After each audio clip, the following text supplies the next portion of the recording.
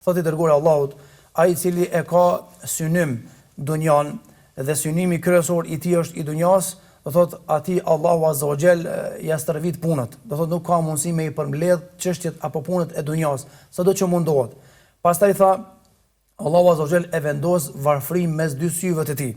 Sado që pasunohet, lakmon ende më u pasunu, për shkak se është vendosur do thotë varfria në sytë të tij, nuk ngopet ai njeri do thotë asnjëherë. Dhe thot la yatihi min ad-dunya illa ma kutiba lah.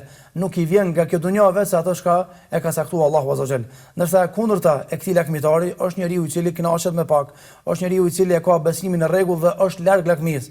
Tha për këtë pejgamberi selam, ai i cili e ka synim ahiretin, tha Allahu Azza wa Jall ja rregullon punët, thot edhe i vendos, do thot pasurinë, do thot i vendos pasurinë në zemër dhe normalisht atethu dunya wa hiya raghima. Allahu akbar. I vjen dunjaja atij duke qenë nënçmuar, duke qenë përçmuar, për shkak se ai njeri e ka largu dunjan nga zemra. Thjesht e ka vendos dunjan në dorë, ndërsa në zemër e ka vendos ahiretin.